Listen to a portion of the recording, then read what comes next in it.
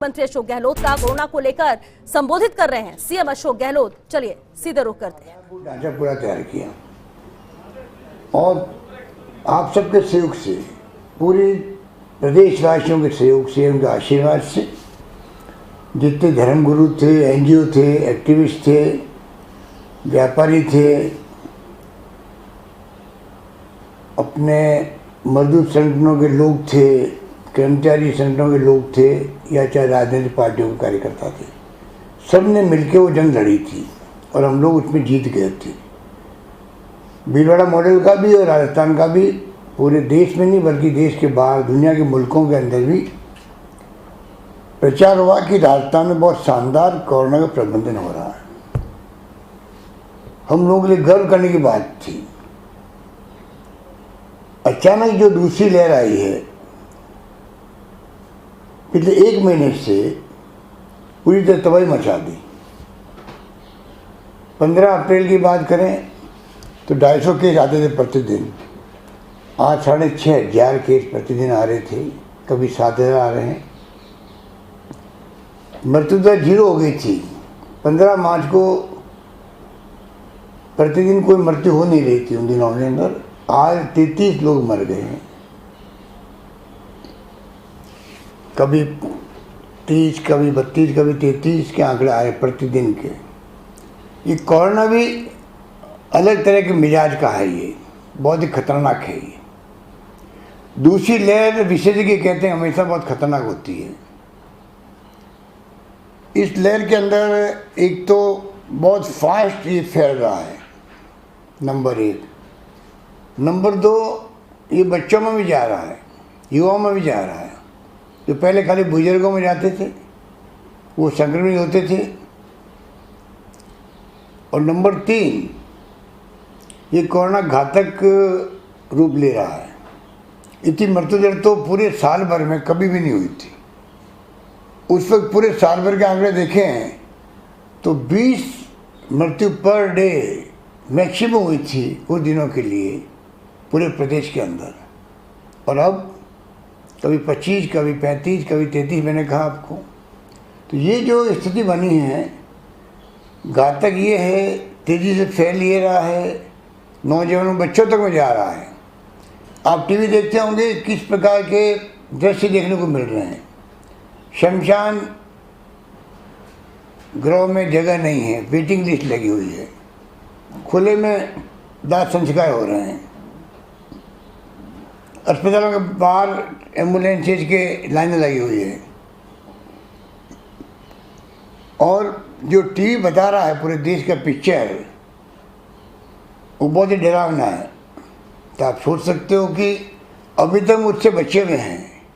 हमारे पड़ोसी राज्यों में जो स्थिति है, चाहे दिल्ली हो, चाहे पंजाब, हरियाणा, मध्य प्रदेश, यूपी, उस सबसे हम लोग बहुत बेहतर स्थिति के अंदर है। महाराष्ट्र की तो आप देख रहे हो कि बहुत ही हालात ख़राब हो चुके हैं। वहाँ तो 50,000 से अधिक प्रतिदिन वहाँ पर संक्रमित लोग आ रहे हैं, मर रहे हैं काफ़ी बड़ी संख्या के अंदर। ये डरावना जो दृश्य बना देश के अंदर, दुनिया के मुल्कों में भी जहाँ जहाँ दूसरी लहर आई थी वहाँ बहुत ख़तरनाक मामले हुए थे। यूके के अंदर तो उन्होंने बहुत कड़ा लॉकडाउन लगा दिया, 4 महीने लगातार। और दूसरी तरफ वैक्सीन बहुत भयंकर संख्या में लगाई, वहाँ पर सबको वैक्सीन लगाई। अब जाके हालात वहाँ बिल्कुल काबू में आ गए हैं। नाम मात्र के मरीज आ रहे हैं और इक्का दुक्का मौत हो रही है। हम नहीं चाहते थे कि यहाँ पर वीकेंड का लॉकडाउन लगाएं या कर्फ्यू लगाएं, क्योंकि जब कोरोना चला जा रहा था तो लोग भी लापरवाह हो गए थे, मास्क लगा नहीं रहे थे, सोशल डिस्टेंसिंग हम कर नहीं रहे थे, हाथ धो नहीं रहे थे। शादी ब्याह में 500, 1000 तो मामूली बात थी। समझाने के बावजूद भी नहीं मान रहे थे। और आप देख रहे हो कि इलेक्शन के अंदर तो सारी हदें पार हो गई। जुडिशरी में भी इलेक्शन अलाउ कर दिए, मना करने के बावजूद भी हमने मना किया था तो हमारी बात नहीं सुनी गई। उनका अपना फैसला है। इलेक्शन कमीशन को अपनी ड्यूटी अदा करनी थी, वो भी इलेक्शन कराने लग गए। और हम लोगों ने भी गलतियाँ करी। जिस प्रकार से बिहार के चुनाव शुरू हुए थे, लाखों की रैलियाँ हो रही थी। अब 5 राज्यों में चुनाव हो रहे हैं, आप देख लिया क्या क्या हो रहा है। बाई इलेक्शन हुए राजस्थान में, तभी रैली हो रही थी। कुछ हद तक तो हम भी जिम्मेदार हैं। पर सवाल ये कि हमें जनता और आम जनता की उनको आजीविका भी मिले और उनकी जान नहीं जाए, उनकी जान की रक्षा करना हमारा कर्तव्य है। जान है तो जहान है, तो जान की रक्षा करना हम सबका कर्तव्य है। और सरकार कोई कमी नहीं रख रही है, ना कमी रखेगी, ना पहले रखी थी। पहले भी हमने एनजीओ की सहायता से और प्रदेशवासियों के सहयोग से हमने कहा कोई भूखा नहीं सोना चाहिए, कोई भूखा नहीं सोएगा। मुझे खुशी है, कहते हुए गर्व है कि प्रदेशवासियों ने वही व्यवहार किया। आगे बढ़ बढ़ करके कच्चा खाना, पक्का खाना सबको खिलाया गया, पैकेट बांटे गए। विधायकगणों को हमने कहा, उन्होंने अपने फंड से पैकेट दिए परिवारों को। सरकार ने भी गेहूँ भी, दालें भी दी फ्री। और 35 लाख लोगों को मैंने बार बार उनके खाते के अंदर हम लोगों ने पहले 1000, फिर 1000 और फिर 1500 और फिर अभी मैंने हाल ही में 1000 रुपये और उनके खाते में हमने ट्रांसफ़र किए। एक किस्त और हम देंगे उनको। परंतु फिर भी आजीविका की जो चुनौती हमारे सामने है वो सब जानते हैं। तो हमें ये देखना पड़ेगा किस प्रकार आजीविका चलती रहे, उनको तकलीफ़ नहीं हो। क्योंकि तकलीफ़ उसको होती है जो सुबह शाम कमा के खाता है। बाकी लोग तो फिर भी बर्दाश्त कर सकते हैं, खर्चे कम कर सकते हैं, कुछ भी कर सकते हैं इस संकट की घड़ी के अंदर। सहयोग सबने किया है, पर गरीब आदमी की स्थिति बहुत ख़राब होती है। हमारा पूरा ध्यान प्रदेशवासियों की समस्याओं पर है। आप निश्चिंत रहें, पूरी तैयारी हमारी अब भी है। आप देख रहे हो ऑक्सीजन की मांग महाराष्ट्र कर रहा है केंद्र सरकार से। आप हवाई जहाज से ऑक्सीजन ट्रांसपोर्ट करो महाराष्ट्र के अंदर। और केंद्र सरकार ने भी फैसला किया आज कि बाहर के मुल्कों से इंपोर्ट करेंगे ऑक्सीजन को बाहर के मुल्कों से आयात करेंगे। तो बिना ऑक्सीजन तो आप सोच सकते हो क्या स्थिति बन सकती है। जो दवाइयाँ हैं वो दवाइयाँ पूरी मिल नहीं पा रही है, इतनी मांग बढ़ गई है। और दवाइयों के साथ में जो हालात बने हैं, तो दवाई हो चाहे ऑक्सीजन हो, कितनी हम बढ़ा दें संख्या, उसके बाद में अगर संख्या बढ़ती जाएगी मरीजों की, तो एक तरफ तो कैजुअलिटी ज़्यादा होगी, लोग तकलीफ पाएंगे। क्योंकि पोस्ट कोविड भी स्थिति अच्छी नहीं रहती है। कोविड ठीक होने के बाद में भी काफ़ी महीनों तक तकलीफ रहती है व्यक्ति को, सांस लेने में के अंदर भी, चलने के अंदर भी कई तरह की प्रॉब्लम रहती है। तो ये कोरोना हो ही क्यों, बचावी उपाय है, ये दिमाग में रखें हम सब लोग। और किसी विशेषज्ञ ने कहा है कि कोरोना की लड़ाई जो है, महामारी की लड़ाई अस्पतालों में नहीं लड़ी जाती है, ये मैदान में लड़ी जाती है। उसके मायने हैं मैदान में, घरों में हम सब जो है किस प्रकार से जो प्रोटोकॉल है कोरोना का बचाव का, किस प्रकार से हम लोग मास्क लगाएं, किस प्रकार से हम लोग हाथ को बार बार धोएं, किस प्रकार सोशल डिस्टेंसिंग रखें। इलाज है ये, वैक्सीन की तरह ये प्रभावशाली होता है मास्क लगाना। वैक्सीन की कुछ कमी हो गई केंद्र में, वो भेज नहीं रहे राज्यों को। हमारे लिए बहुत बड़ी चिंता का विषय है। हम संपर्क में केंद्र सरकार के, उम्मीद करते हैं कि वैक्सीन आती जाएगी, हम लगाते रहेंगे। वैक्सीन लगने के बाद में कम से कम ज़िंदगी जाने का खतरा ख़त्म हो जाता है। हर व्यक्ति को वैक्सीन लगानी है। मैंने भी पहली डोज, दूसरी डोज लगा ली है, आप सबको लगानी है। सरकार पूरी व्यवस्था करने में लगी हुई है, चाहे वो इलाज हो, चाहे वो वैक्सीन हो, चाहे सोशल सिक्योरिटी के माध्यम से हम क्या कर सकते हैं, कैसे हम लोग सब मिलकर के।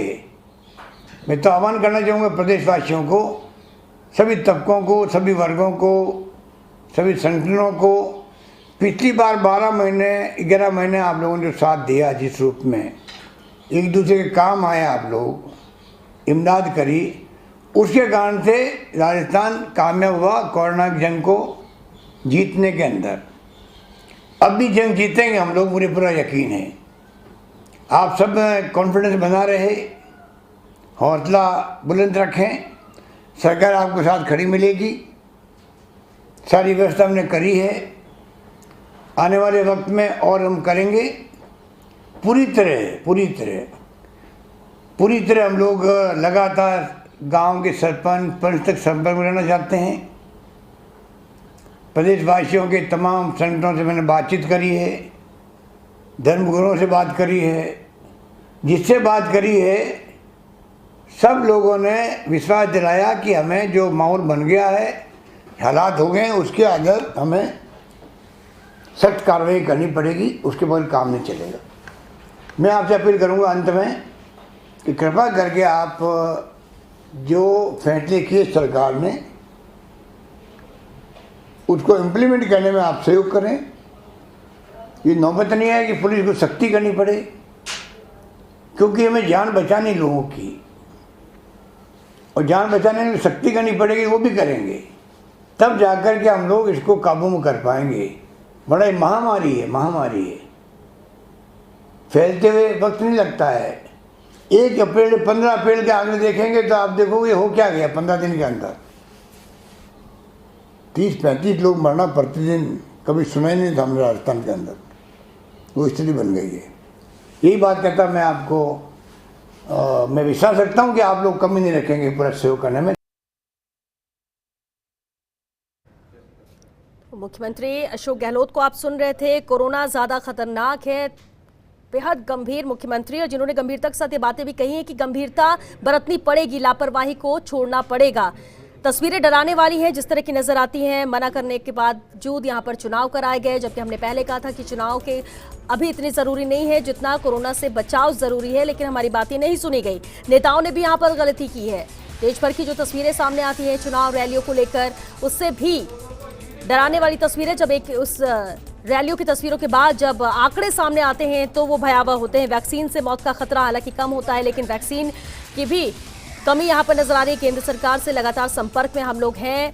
केंद्र से जैसे ही वैक्सीन भेजी जाएगी, और इसलिए गति थोड़ी सी धीमी हुई है, लेकिन वैक्सीन लगाना बेहद जरूरी है। कम से कम वैक्सीन लगने के बाद मौत का खतरा कम हो जाता है। एक दिन में 35 मौतें होना राजस्थान ने कभी ये नहीं देखा है, लेकिन कितना खतरनाक कोरोना हो चुका है किसने सोचा था। 15 दिन पहले ऐसी तस्वीरें नहीं थी, लेकिन इन 15 दिनों में क्या हो गया।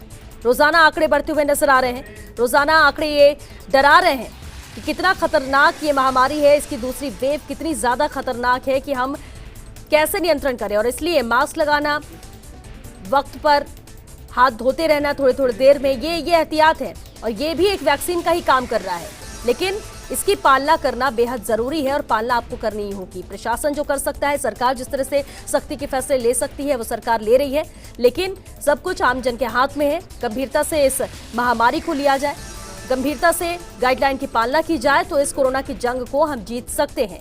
आह्वान पूरे प्रदेश से मुख्यमंत्री अशोक गहलोत ने किया कि जो सख्ती बरती जा रही है वो हम सबके हित में है।